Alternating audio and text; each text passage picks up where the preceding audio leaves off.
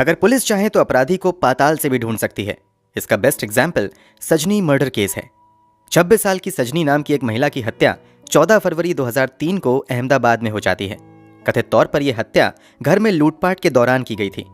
अभी पुलिस इस लूटपाट और हत्याकांड को सुलझा पाती कि अगले ही दिन इस महिला का पति भी लापता हो जाता है।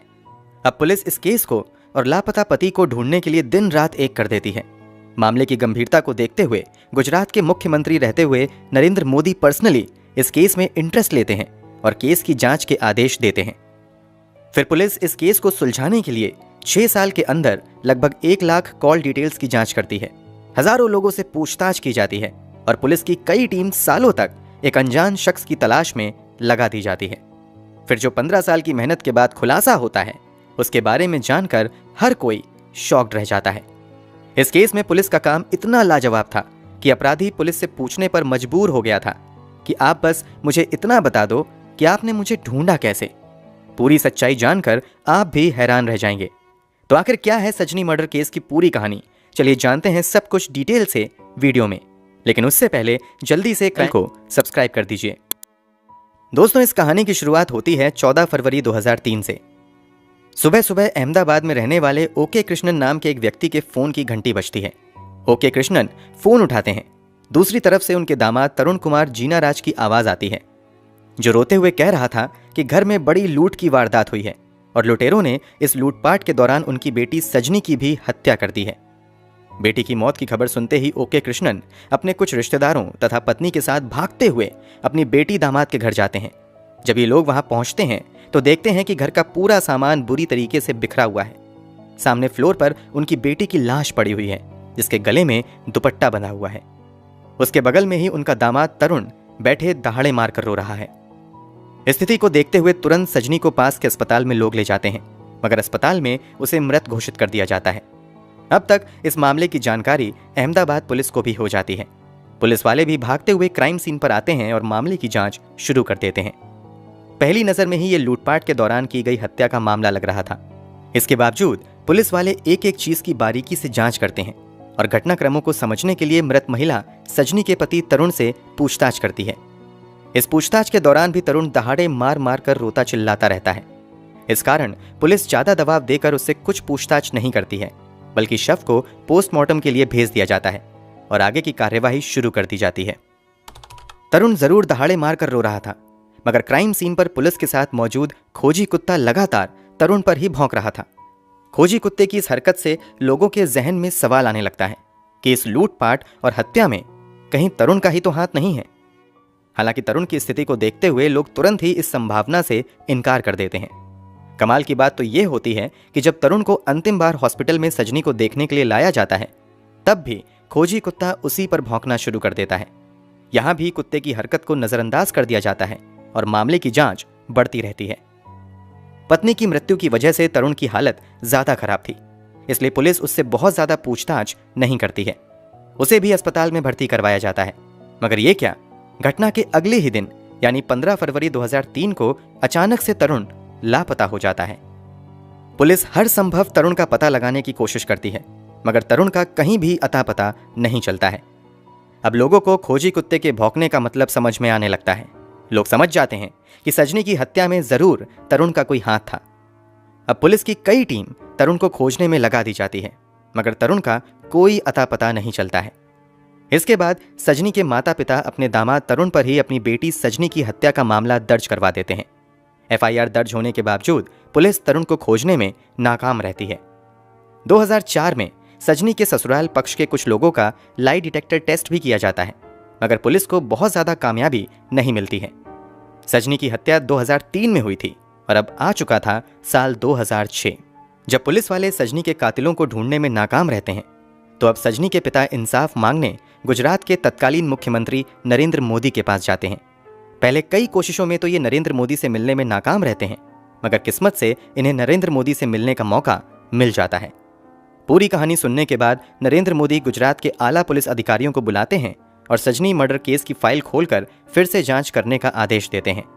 इसी के बाद 2006 में एक बार फिर से इस केस की फाइल दोबारा खोली जाती है और फिर से जांच शुरू होती है। जांच की जिम्मेदारी तत्कालीन ज्वाइंट कमिश्नर AK शर्मा को दी जाती है। शुरुआती कुछ साल तक पुलिस को कोई कामयाबी नहीं मिलती है। बस साल बदलते रहते हैं, यहां तक कि जांच अधिकारी भी बदल जाते हैं, मगर ना तो सजनी के कातिलों का और ना ही सजनी के पति तरुण का कहीं अता पता चलता है। 6 साल और बीत जाते हैं। अब साल आता है 2012। अब इस मामले की जांच डीसीपी दीपन भद्रान के नेतृत्व में शुरू होती है। डीसीपी दीपन बिल्कुल नए सिरे से इस केस की जांच शुरू करते हैं। सबसे पहले इस केस में शामिल एक एक शख्स के इतिहास भूगोल को खंगाला जाता है। ये टीम अपना पहला टारगेट सजनी के पति तरुण को ढूंढने का रखती है। इसके पीछे की सोच ये थी कि अगर तरुण मिल गया तो बहुत से सवालों के जवाब यूं ही मिल जाएंगे। इसीलिए अगले कुछ महीनों में पुलिस द्वारा कई हजार लोगों के प्रोफाइल की जांच की जाती है। इतना ही नहीं, इन लोगों से जुड़े एक एक मोबाइल नंबर और उन मोबाइल नंबर पर आने जाने वाले कॉल की भी निगरानी की जाने लगती है और सभी नंबर की कॉल डिटेल्स भी निकाली जाती हैं। ऐसे अगले कई महीने तक चलता रहता है और इस दौरान पुलिस की कई टीमें लगभग 1 लाख से ज्यादा मोबाइल नंबर की कॉल डिटेल्स निकालती है, मगर किसी भी नंबर का कनेक्शन तरुण नाम के किसी व्यक्ति से नहीं निकलता है। शुरुआती नाकामी के बावजूद पुलिस वाले हिम्मत नहीं हारते हैं और वो तरुण से जुड़े करीबी लोगों के नंबर पर अपनी पैनी नजर बनाए रखते हैं। खासतौर से तरुण की मां अनम्मा और तरुण के भाई के नंबर पर विशेष निगरानी की जाने लगती है। इसमें भी कई महीने बीत जाते हैं, मगर अनम्मा के मोबाइल पर भी एक भी ऐसा कॉल नहीं आता है जो पुलिस वालों को तरुण तक पहुंचा सके। अब पुलिस वाले दूसरा तरीका अपनाने का फैसला करते हैं और अपना भेष बदलकर एक सामान्य व्यक्ति की तरह मंदसौर में रह रही तरुण की मां अनम्मा तक जाते हैं और फिर यहाँ नाटक करके किसी तरह यहीं पेइंग गेस्ट के तौर पर रहने लगते हैं। यहाँ पुलिस का टारगेट था कि शायद अनम्मा के साथ पेइंग गेस्ट के तौर पर रहते हुए उन्हें तरुण का कुछ अता पता मिल सकता है। पुलिस को यहाँ तो बहुत ज्यादा कामयाबी नहीं मिलती है, मगर अनम्मा के कुछ पड़ोसी जरूर पुलिस को कुछ इंपॉर्टेंट इंफॉर्मेशन देते हैं। दरअसल यहाँ गेस्ट के तौर पर रहते हुए जब पुलिस वाले पड़ोसियों के साथ भी अपना व्यवहार मधुर कर लेते हैं तो कुछ पड़ोसी पूछे जाने पर बताते हैं कि इस बूढ़ी अम्मा के 2 बेटे हैं, जिसमें से एक तो अहमदाबाद में रहता है जबकि दूसरा बेटा कहीं साउथ इंडिया में रहता है। पुलिस के लिए ये छोटी मगर काफी महत्वपूर्ण जानकारी थी। इसके बाद अब पुलिस वाले अपनी पूरी निगरानी अनम्मा पर ही बनाए रखते हैं। जांच में सामने आता है कि अनम्मा बीच बीच में केरल भी जाती है। जब पुलिस वाले अपनी लगातार निगरानी अनम्मा पर बनाए रखते हैं तो उन्हें पता चलता है कि केरल जाने के बाद तरुण की मां बेंगलोर भी आई है। अब पुलिस इस सवाल का जवाब ढूंढने में लग जाते हैं कि आखिर अनम्मा के बेंगलोर जाने के पीछे की वजह क्या है। इस बात का जवाब तलाशने के लिए पुलिस वाले अब अनम्मा के मोबाइल नंबर को सर्विलेंस पर डाल देते हैं और इस पर आने जाने वाले एक एक नंबर की डिटेल खंगालना शुरू कर देते हैं। कई महीनों तक नजर बनाने के बावजूद पुलिस को अनम्मा के मोबाइल पर एक भी सस्पिशियस नंबर नहीं मिलता है। इसके बावजूद पुलिस वाले तरुण की मां के मोबाइल पर नजर बनाए रखते हैं। पुलिस वालों की ये मेहनत फाइनली एक दिन कामयाब होती नजर आती है। दरअसल एक दिन अनम्मा के मोबाइल पर एक अनजान नंबर से फोन आता है। जब इस नंबर की डिटेल पुलिस द्वारा निकाली जाती है तो पता चलता है कि यह नंबर किसी निशा परवीन नाम की महिला के नाम पर दर्ज है जो बेंगलोर में रह रही है। अभी पुलिस इस निशा परवीन की डिटेल्स निकाल पाती कि कुछ ही महीनों बाद एक लैंडलाइन नंबर से अनम्मा के मोबाइल पर फोन आता है। यह पुलिस के लिए एक बहुत बड़ा ब्रेक थ्रू था। अब इस लैंडलाइन नंबर की डिटेल्स निकाली जाती हैं तो पता चलता है कि यह लैंडलाइन नंबर तो बेंगलुरु में ओरेकल इंडिया प्राइवेट लिमिटेड नाम की मल्टीनेशनल कंपनी के नाम पर दर्ज है। अब पुलिस की एक टीम ओरेकल इंडिया कंपनी के ऑफिस पहुंचती है। इस कंपनी में लगभग 35,000 कर्मचारियों का डेटा था। पुलिस एक एक करके सभी कर्मचारियों का डेटा चेक करती है, मगर उसमें से एक भी कर्मचारी का नाम तरुण नहीं था। अब पुलिस वाले दूसरा तरीका अपनाते हैं और तरुण की वर्षों पुरानी फोटो लेकर कई लोगों को चुपके से इसी ओरेकल इंडिया के ऑफिस के इर्द गिर्द खड़े कर दिया जाता है तथा ऑफिस में आने जाने वाले एक एक व्यक्ति पर नजर रखने को कहा जाता है। कई दिनों की मेहनत के बाद फाइनली एक व्यक्ति दावा करता है कि इस फोटो में दिख रहे शख्स की तरह ही एक व्यक्ति को उसने इस बिल्डिंग में देखा है। अब पुलिस वाले जब उस तरुण जैसे दिखने वाले व्यक्ति का डिटेल कंपनी से पता करती है तो कंपनी की ओर से कहा जाता है कि पुलिस जिसे तरुण बता रही है असल में वो ओरेकल इंडिया के एग्जीक्यूटिव परवीन भटेले हैं। पुलिस को समझ आ जाता है कि यहां तरुण अपनी पहचान बदल कर रह रहा है। पुलिस के लिए यह जानकारी बहुत बड़ी थी। अब अहमदाबाद क्राइम ब्रांच की टीम जल्द से जल्द छापा मारकर तरुण को पकड़ना चाहती थी, मगर पुलिस वाले अपना ये प्लान बदल देते हैं क्योंकि उन्हें लगता है कि अगर तरुण को इस बात की भनक लग गई तो वो लापता हो सकता है। इसलिए अब तरुण को पकड़ने के लिए सिर्फ क्राइम ब्रांच के एक अधिकारी इंस्पेक्टर अनिल चौधरी को सिविल ड्रेस में ऑफिस के अंदर भेजा जाता है। इस दिन तरुण नाइट ड्यूटी कर रहा था। Inspector Anil Chaudhary civil dress में सीधे तरुण के केबिन में जाते हैं और बिना कुछ कहे हेलो मिस्टर तरुण कहते हुए उसकी तरफ हाथ बढ़ाते हैं। 15 सालों में पहली बार किसी ने उस शख्स को तरुण कहकर पुकारा था। तरुण नाम सुनते ही सामने मौजूद व्यक्ति के होश उड़ जाते हैं और वो पसीने पसीने हो जाता है। हेलो मिस्टर तरुण सुनते ही सामने वाले शख्स ने अपना हाथ इंस्पेक्टर की तरफ बढ़ा दिया था। इससे यह कंफर्म हो गया था कि सामने मौजूद व्यक्ति असल में तरुण है, जो प्रवीण भटेले के तौर पर कंपनी से जुड़ा हुआ है।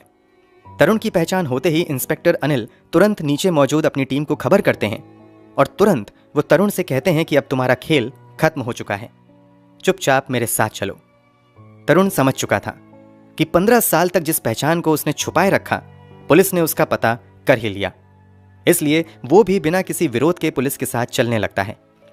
चलते हुए तरुण बस पुलिस से एक सवाल का जवाब पूछता है कि आप मुझे बस इतना बताओ कि आपने मुझे ढूंढा कैसे। 25 अक्टूबर 2018 को तरुण को गिरफ्तार करके अदालत के सामने पेश किया जाता है, जहां से आगे की पूछताछ के लिए उसे पुलिस के हवाले कर दिया जाता है। अब पुलिस पूछताछ में कई चौंका देने वाले खुलासे होते हैं। पुलिस सबसे पहले 15 साल पहले मरने वाली सजनी के बारे में तरुण से पूछताछ करती है। इस बारे में खुलासा करते हुए तरुण बताता है कि दरअसल घर में कोई चोरी नहीं हुई थी, बल्कि सजनी के साथ शादी करके वो खुश नहीं था। वास्तव में तरुण का लव अफेयर किसी और के साथ चल रहा था, मगर परिवार वालों की बातों में आकर वो बैंक में काम करने वाली सजनी नाम की महिला से मिलता है और फिर 2002 में सजनी से ही शादी कर लेता है।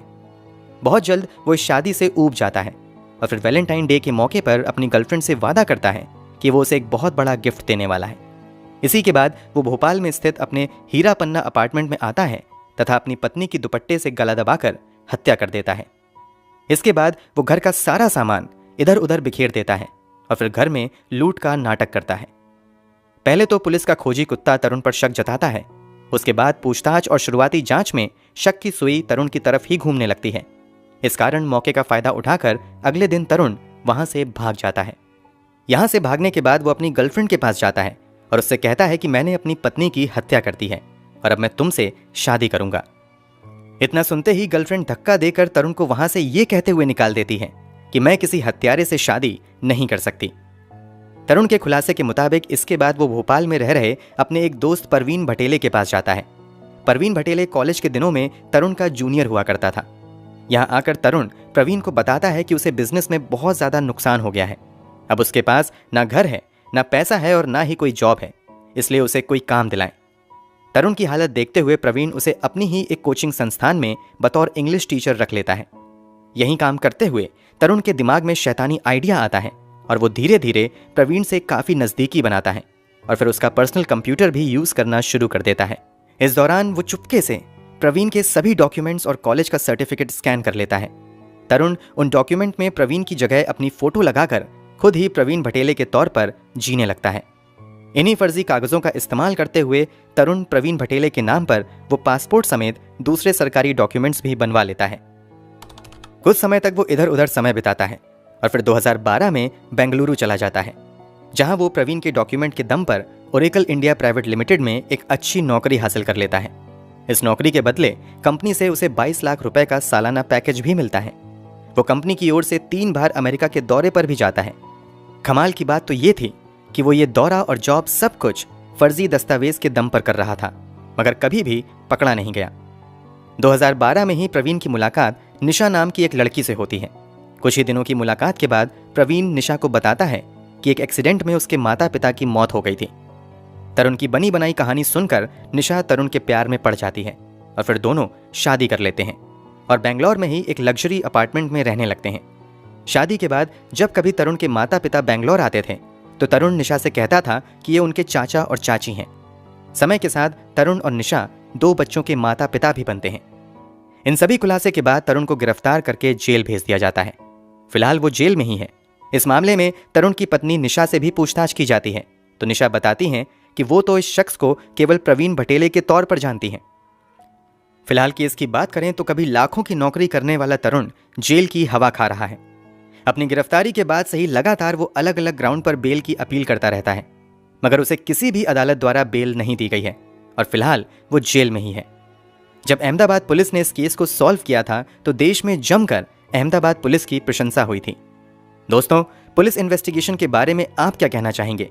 कमेंट बॉक्स में जरूर बताएं। अगर हमारी मेहनत पसंद आई हो तो इस वीडियो को लाइक करते हुए शेयर जरूर करें।